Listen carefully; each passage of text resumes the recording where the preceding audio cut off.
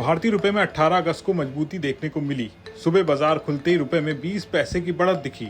रुपया बाद में मजबूत होकर 87.38 प्रति डॉलर पर पहुंच गया। रुपए में मजबूती ऐसे ही नहीं आई है। पीएम नरेंद्र मोदी ने 15 अगस्त को स्वतंत्रता दिवस के मौके पर लाल किले से जीएसटी में सुधारों का ऐलान किया है। इससे निवेशकों का मनोबल बढ़ा और रुपए में मजबूती दिखाई दी।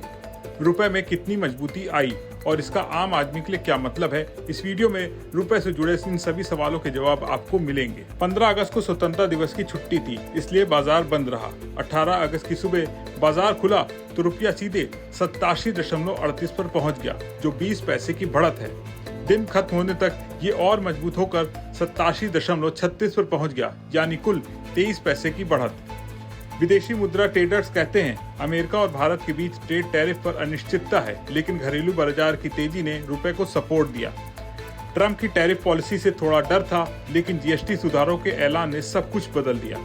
पीएम ने कहा कि जीएसटी को आसान बनाया जाएगा। 2 स्लैब रखे जाएंगे, 5% और 18%, जिससे छोटी कारें, फ्रिज, टीवी सस्ते होंगे।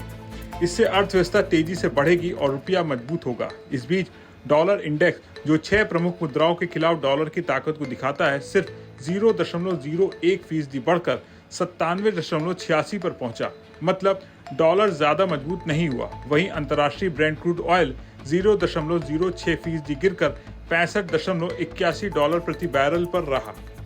तेल सस्ता होने से भारत को फायदा होता है, क्योंकि हम ज्यादा तेल आयात करते हैं और इससे रुपए पर दबाव कम होता है। कुल मिलाकर रुपए की ये मजबूती दिखाती कि भारतीय अर्थव्यवस्था मजबूत हो रही है। अगर रुपया मजबूत रहेगा तो आयात सस्ता होगा, पेट्रोल डीजल के दाम कम हो सकते हैं और महंगाई पर काबू रहेगा।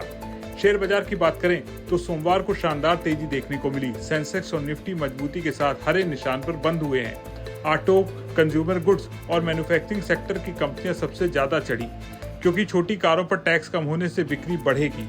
रुपए और बाजार की उछाल की सबसे बड़ी वजह पीएम मोदी का जीएसटी की दरों में सुधारों का ऐलान करना है।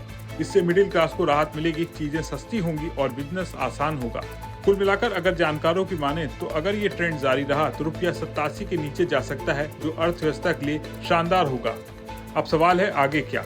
जीएसटी काउंसिल सितंबर में मीटिंग करेगी, जहां सुधारों पर फैसला होगा। अगर 28% स्लैब हटा और 18% पर आया तो कार, टीवी, फ्रिज सस्ते होंगे और बाजार में और तेजी आएगी। रुपए के लिए अगर एफआईज फिर खरीदारी शुरू करें तो और मजबूती आएगी। रुपया डॉलर के मुकाबले जिस तरह से मजबूत हुआ है और पीएम मोदी ने जीएसटी में जो सुधारों की बात की है, इन सब पर आप क्या सोचते हैं, कमेंट करके जरूर बताएं। वीडियो पसंद आया हो तो इसे लाइक और शेयर जरूर करें और बने रहें बिस्तक के साथ।